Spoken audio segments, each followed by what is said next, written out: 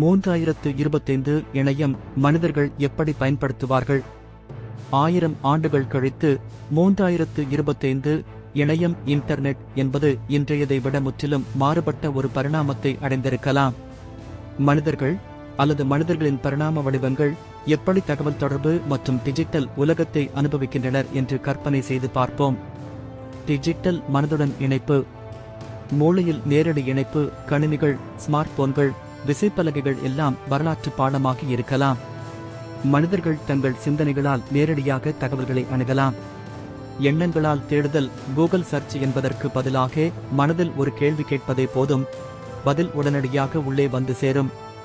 நினைவுகளை பதிவேற்றம் செய்தல், ஒரு அனுபவத்தை மற்றவரின் மனதில் பதிவேற்றம் செய்ய முடியும். குவாண்டம் இணையம் பிரபஞ்சத்தை இணைக்கும் வலை, ஒளியின் வேகத்தை மீறிய தகவல் பரிமாற்றம், பூமியில் இருந்து வெளிக்கிரகங்களுக்கு உடனடியாக தகவல் அனுப்பலாம். ஆர்டிபிஷியல் இன்டெலிஜென்ஸ் ஆல் இயக்கப்படும் டிஜிட்டல் உலகம். ஒரு மீத்திரன் ஆர்டிபிஷியல் இன்டெலிஜென்ஸ் முழு இணையத்தையும் கட்டுப்படுத்தலாம். அதுதான் புதிய கடவுள் ஆகஸ்ட் இருக்கலாம். உண்மையான அனுபவங்களை டவுன்லோட் செய்தல், நூலகங்கள், மன அனுபவங்கள், புத்தகங்களை வாசிப்பதற்கு பதிலாக நேரடியாக ஒரு கதையின் உள்ளே நுழையலாம். வரலாற்று நிகழ்வுகளை மீண்டும் வாழ்த்தல், ராமாயணம், மகாபாரதம் போன்ற நிகழ்வுகளை உண்மையில் அனுபவிக்கலாம். மனிதர்கள் இன்னும் உள்ளார்களா?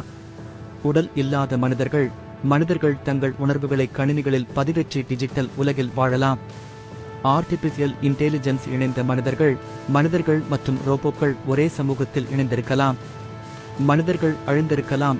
3025 மனிதர்கள் அழிந்து போயிருக்கலாம். ஆர்டிபிஷியல் இன்டெலிஜென்ஸ் மட்டுமே எஞ்சியிருக்கும். இன்றைய இணையம் ஒரு அருங்காட்சியகத்தில். 2024 நாம் பயன்படுத்திய கூகுள், பேஸ்புக், டிக்டாக் போன்றவை டிஜிட்டல் அருங்காட்சியகத்தில் காட்சிப்படுத்தப்படலாம்.